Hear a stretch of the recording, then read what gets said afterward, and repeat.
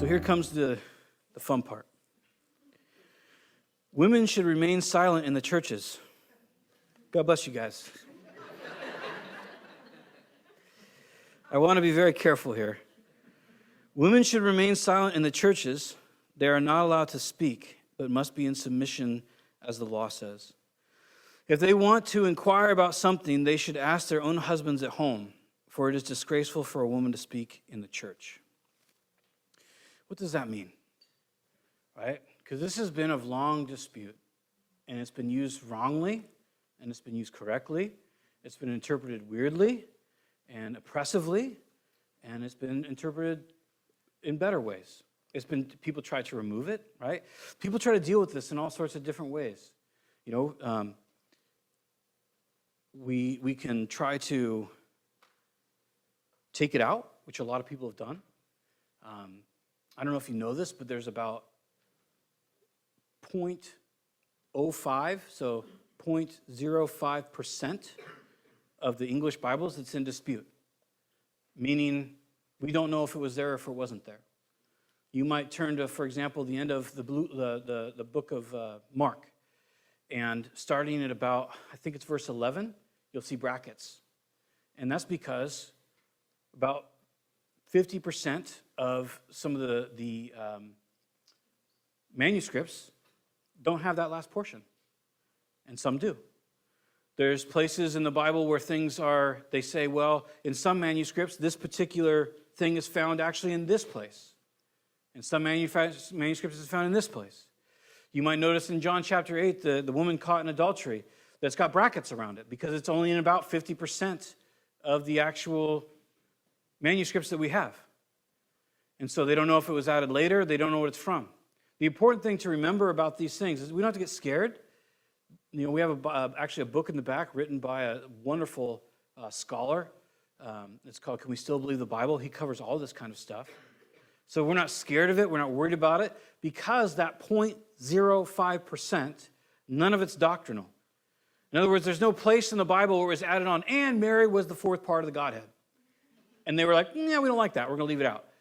That's not in there. It's all stuff like the woman caught in adultery. It's all stuff like, go tell Peter that I'm risen. It's stuff that is really like, it probably happened.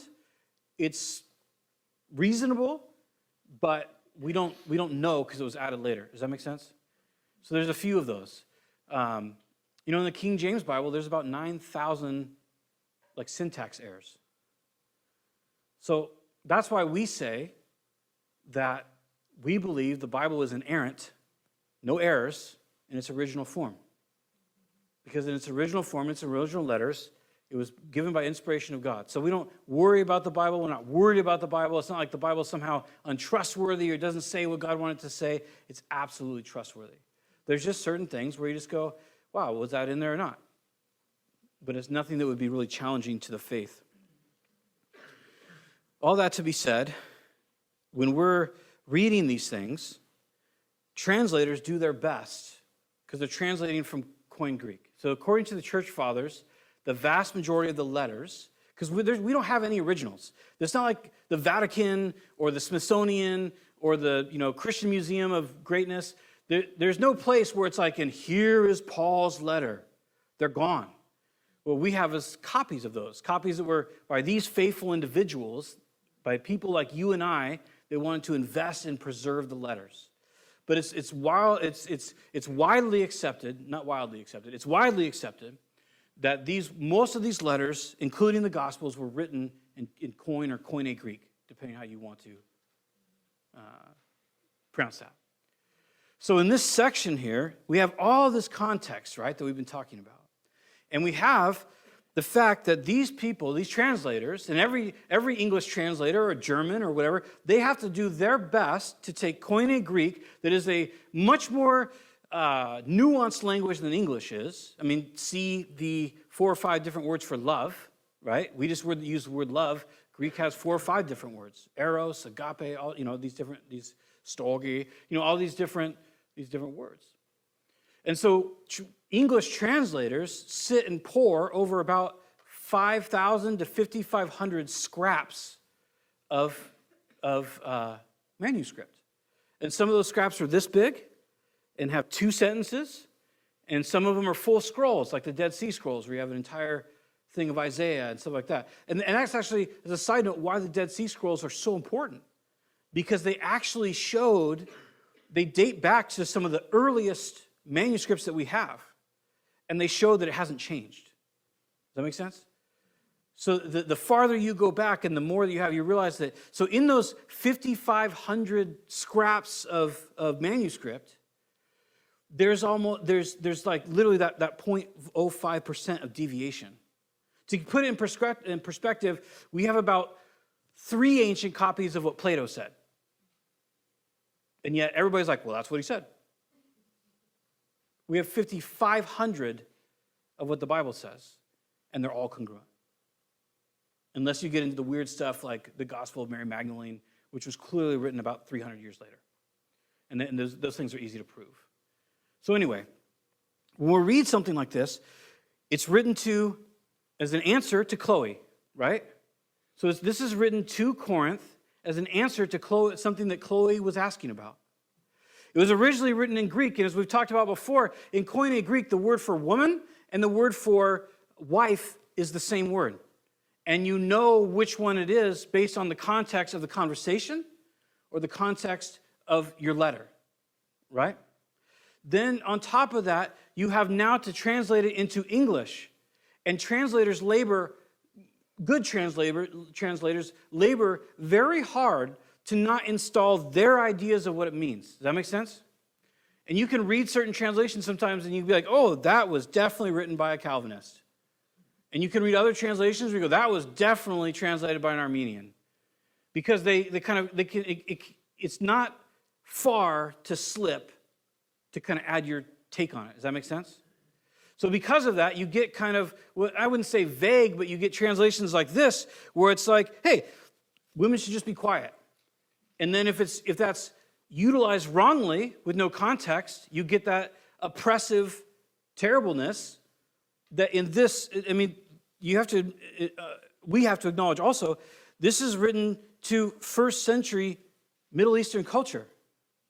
So if you follow back, like for example, you read the law was crazy liberating to women.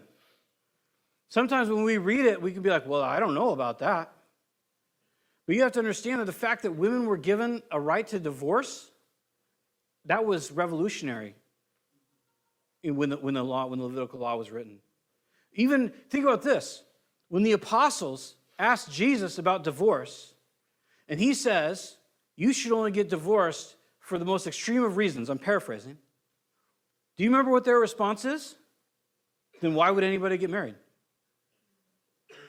That's the apostles. That's the guys we're reading. Their early response to Jesus telling them they couldn't kick their wife to the curb was, then why would I bother getting married? That should show us what the culture looked like and how revolutionary Jesus was to these people and his ideas. It was revolutionary. So these are all things that we keep in our understanding to understand, what is he saying here? So what is he not saying? Well, he can't be saying that women don't contribute. Because we just looked at 3 different times where he says, hey, ladies, when you're praying and prophesying in church, in the ecclesia, right? Is there any disputes to that? We can reread it. Verse 39, therefore, my brothers and sisters, be eager to prophecy. Verse 31, you can all prophesy in turn. 11:5, when you pray in prophecy, ladies. So he cannot now be saying, actually, never mind, just close your mouths. That doesn't make any sense. That's not what he's saying. So what is he saying? That's what we kind of have to guess at. You'll notice here the first one says women. But then in verse 35, because of the context, he says, if they want to inquire about something, they should ask their own husbands. So we know from the context of what's being said here, this isn't an address to single women per se. It could be, but it's an address to specific women with husbands. You see why I'm saying that? I don't really, necessarily want to open this all up to questions and have a big discussion, but if you don't see that, it's important, because otherwise you're going to go out of here with some weird ideas. So he's speaking to married women. So single women, say what you want. Married women, no, it's not that. But he's speaking to a specific incident. So in our context, what did he just get done talking about? Prophecy, right? And now he's telling this group of women, he says, if you have questions, you ask your husband at home. So from that, what can we deduce that was probably happening? There were probably women in the gathering where someone was sharing a prophecy, and they begin to publicly ask questions about it. And you might make the case, well, women should be able to do that. But where do you live? You live in first century Roman, which was much more liberal, but Roman and Middle Eastern culture. And I'm not upholding this idea, promoting this idea. I'm not going to joke about the idea, but you didn't do that if you were a woman in that culture. You didn't publicly question a man, and you certainly didn't publicly question your husband. If you go back to 1 Corinthians and the issue of 1 Corinthians 11, the issue of the head covering, what was it? He said, if you pray and prophesy with your head uncovered, what does he say? He says, you dishonor who? Your head, your husband. So he says, as a woman, if you're sharing in church and you do it without your head covered because of where they live and temple prostitution and different things in their area, you look like you're basically a prostitute married to this guy, and you dishonor him. And so everybody looks at your husband and be like, dude, you married a prostitute. And so Paul says, please don't do that. Please please cover your head so that you don't dishonor your husband in the liberty that you have to not wear a head covering, because you're a Christian, you're free. You don't live under that law. So please do that. So now he's making another thing. And this is my opinion, and you can throw this in the trash. One of the things that Paul relates here, and this is really odd, he says there in the end of verse 35, if they want to inquire about something, they should ask their own husbands at home, for it is disgraceful for a woman to speak in church. Where does he say it? He says it's according to the law. Where'd it go? Oh, and the end of verse 34, must be in submission as the law says. Well, we know from Ephesians, the other place, that women are not to be in submission to random men. Women are in submission, and the idea is to essentially allow authority to their husbands as spiritual leaders. And that might be scary too, and we can talk about that another day. Because, you say, why do you feel the need to explain this every time we talk about something like this? Because where we live. And because you have a lot of people, I think, that I want to be careful here, but there's old attitudes of female oppression, and there's new attitudes of female domination, and neither are right. It's equality, and it's role, it's gender role. And I know our society hates gender role, rages against gender role, but God says there are roles given to genders, not superiority, inferiority roles, but literally physiological. And so he says something interesting. He says, as the law says. Well, if you and I were to go back and read all of Leviticus, Deuteronomy, and Numbers, not one place in those laws will it ever say that a woman should be silent. It's not in there. It's not in the Levitical law. But the Torah is often referred to as the law. So it was normal for Jews, Jesus put it this way, the law and the prophets. It's normal for Jews to refer to as the first 5 books, including Genesis and Exodus, which are narratives, right? Other than the 10 commandments there in Exodus, they're narratives. But they're still lumped into these writings that are called the law. So we have to kind of guess, in a sense, what is Paul talking about in the law where he says this is the reason why men and women operate this way. And I would put forward to you, and this is just a thought-out hypothesis. In Genesis chapter 3 and verse 16, when God is saying, as a result of sin, this is what's going to happen to you, right?